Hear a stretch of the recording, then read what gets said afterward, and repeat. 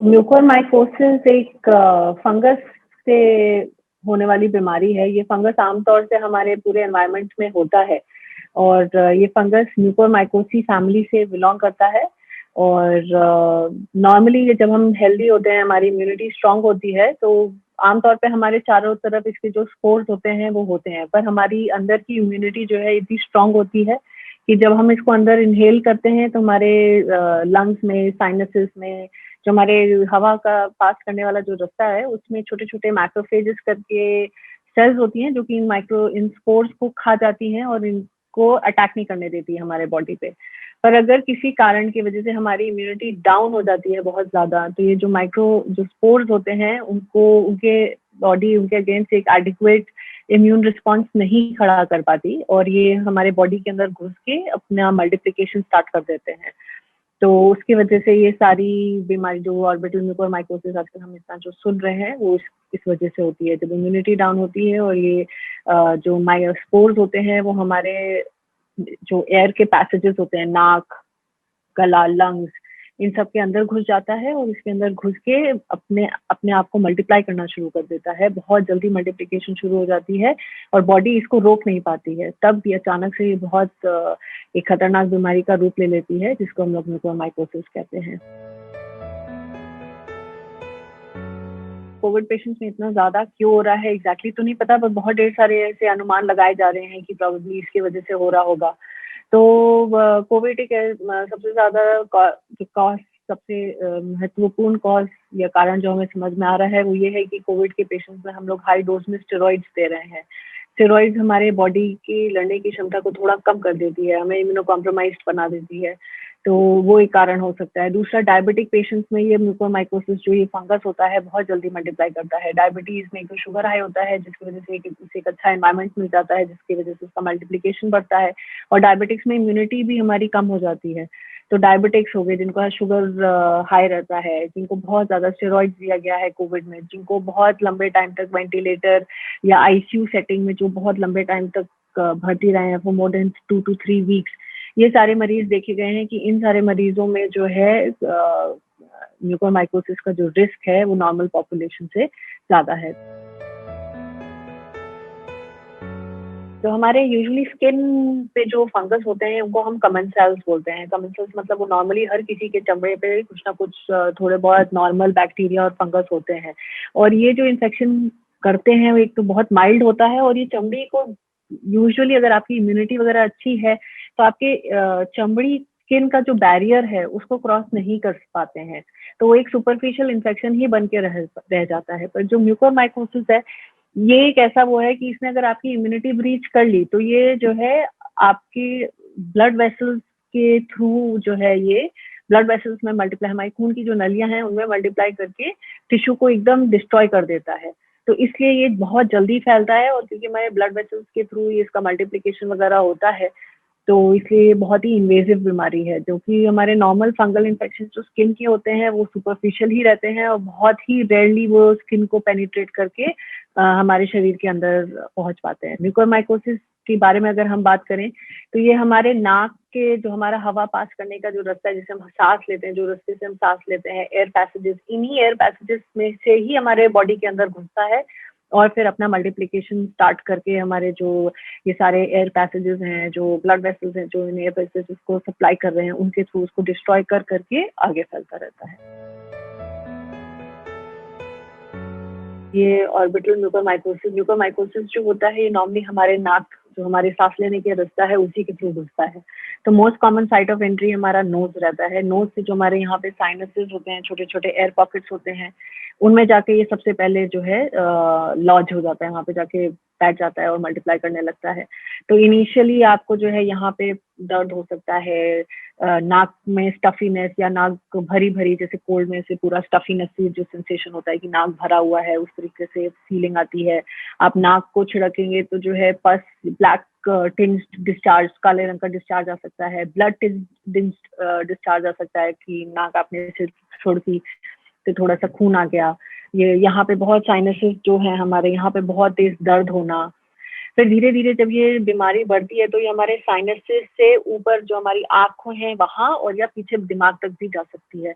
तो जब ये ऑर्बिट हमारी आँख जिस ढाँचे में भ बैठी बैठती है, जो हड्डी का ढाँचा है उसे ऑर्बिट बोलते हैं। तो जब ये ऑर्बिट में जाती है तो इसमें हाँ, आँखों के आस-पास सूजन आ जाती है, पलक गिर जाती है, आँख ऐसे बाहर उभरी-उभरी सी हो जाती हैं, बाहर बाहर की तरफ आ जाती हैं, खूब रेडनेस हो सकती है, आइज़ में पेन हो सकता है, आँखों की रोशनी जा सकती है, डबल-डबल विज़न आ सकती है, आँखें जो हमारी नॉर्मली चारों ओर घूमती हैं, वो घूमना बंद हो जाती हैं और फिर धीरे-धीरे जब ये और पीछे फैल के ब्रेन में जाता है तो सीज़र्स हो सकते हैं। तो वो तो बहुत ही लेट स्टेज में हो गया, पर इस तरीके से ये फंगस फैलता है, तो हमारे नाक से घुसता है और उसके बाद लंग्स में भी जा सकता है। तो नाक से घुस के जो हमारे नाक के आस-पास के जो सारे टिश्यूज़ हैं उनको डिस्ट्रॉय करता है और डिस्ट्रॉय कर के क्योंकि बोन्स जो होते हैं उनको भी ये खा जाता है। तो सारा वो डिस्ट्रक्शन करके या तो ब्रेन में जा सकता है पीछे आँख को इन्वॉल्व करते हुए या डायरेक्टली लंग्स में जा सकता है। ये ब्रेन तक पूरा स्प्रेड कर सकता है, तो अगर ब्रेन तक स्प्रेड कर जाता है तो फिर तुम मतलब इसी वजह से जानलेवा हो जाता है। इसको हम लोग बोलते हैं rhino orbital cerebral mucormycosis. Rhino मतलब नाक, ऑर्बिट मतलब आँख का जो ढाँचा होता है और सेरेब्रल मतलब ब्रेन। तो नॉर्मली इन 3 स्ट्रक्चर्स को ये सबसे कॉमनली इन्वॉल्व करता है और प्रॉब्लम की बात ये है कि ये काफ़ी जल्दी एक बार घुस जाता है, एक बार बॉडी में जब ये लॉन्च कर जाता है और इसका मल्टीप्लिकेशन स्टार्ट हो जाता है, तो बहुत ही फास्ट मल्टीप्लाई करता है। जब तक ये ऑर्बिट और ब्रेन तक मतलब एक बार ब्रेन तक जब ये पहुँच जाता है तो कॉम्प्लिकेशन के रेट्स और ब्रेन में इन्फेक्शन वगैरह की वजह से इतनी मतलब ये काफ़ी इसकी मोर्टेलिटी काफ़ी हाई हो जाती है। इलाज तो डेफ़िनेटली है, ऐसी बात नहीं है कि इलाज नहीं है। इलाज में एंटी फंगल मेडिकेशंस आती हैं एम्फोटेरिसिन बी के नाम से। वो सबसे ज़्यादा इफ़ेक्टिव पाई गई है। अगर आप अर्ली स्टेजेस में इसको पकड़ लें और एम्फोटेरिसिन बी टाइमली पेशेंट को मिल जाए, तो इन्फेक्शन को डेफ़िनेटली रोका जा सकता है। जितना जो इन्फेक्शन जो नेक्रोटिक जो इन्फेक्शन वाला इन्फेक्टिव मटीरियल है, उसको सारा जो है ऑपरेशन के थ्रू सारा साफ कर दिया जाता है नाक के रास्ते में। सारा इन्फेक्शन को हटा के एम्फोटेरिसिन बी वगैरह अगर अच्छे से पेशेंट को टाइमली मिल जाए, तो डेफ़िनेटली हम लोग इससे पेशेंट की जान को डेफ़िनेटली बचा सकते हैं। पर हाँ, टाइमली डायग्नोसिस ज़रूरी है। जितने जल्दी इस बीमारी का पता लगे, उतना अच्छा इलाज है क्योंकि जितना लेट आपको पता लगता है, उतना ज़्यादा ये डिस्ट्रक्शन ऑलरेडी कर चुका होता है, उतना ज़्यादा फैल चुका होता है। साधारण लोगों में ऐसे तो बहुत ही रेयर है, जैसे कि मैंने बताया कि इसके लिए आपकी इम्यूनिटी बहुत लो होनी चाहिए। अगर आपकी इम्यूनिटी अच्छी है, तो ये फंगस आपके बॉडी के अंदर बैठ ही नहीं पाता। आपके बॉडी के इम्यूनिटी वाले जो सेल्स हैं, वही इसको पहले ही खा लेते हैं। ऐसा नहीं है कि केवल कोविड पेशेंट्स में ही होता है, बहुत से अलग और तरीके के मरीज़ होते हैं जिनकी इम्यूनिटी लो होती है, जैसे कि डायबिटिक मैंने अभी जैसे बताया, अगर किसी को अनकंट्रोल्ड डायबिटीज़ है, तो उनमें वो थो उनको डेफ़िनेटली रिस्क रहता है म्यूकोरमाइकोसिस होने का। किसी का ऑर्गन ट्रांसप्लांट हो रखा है, जिसकी वज़ह से वो स्टेरॉइड्स पे हैं, तो उनको हो सकता है। और भी तो बहुत से अलग-अलग तरह के कैंसर्स होते हैं, जिसमें हमारी इम्यूनिटी बहुत ही कम हो जाती है। तो इस तरह के जो मरीज़ हैं, जिनको ऑलरेडी कुछ ना कुछ ऐसी दिक्कत है, जिसकी वज़ह से उनकी इम्यूनिटी लो है बहुत ज़्यादा, उन पेशेंट्स में देखा जाता है म्यूकोरमाइकोसिस। नॉर्मल सामान्य जनता में अगर हम बात करें तो उसमें म्यूकोरमाइकोसिस ऐसे नहीं होता। आपकी इम्यूनिटी को डेफ़िनेटली किसी न किसी कारण से वो लो हो जानी चाहिए और काफ़ी लो हो जानी चाहिए तभी म्यूकोरमाइकोसिस होता है। जैसे कि सबसे पहले तो ऑब्वियसली हमें कोविड से ही बचना है ताकि हम अपने आप को कोविड से बचा के रखें ताकि पोस्ट कोविड वाले जो कॉम्प्लिकेशंस होते हैं उसकी नौबत ही ना आए।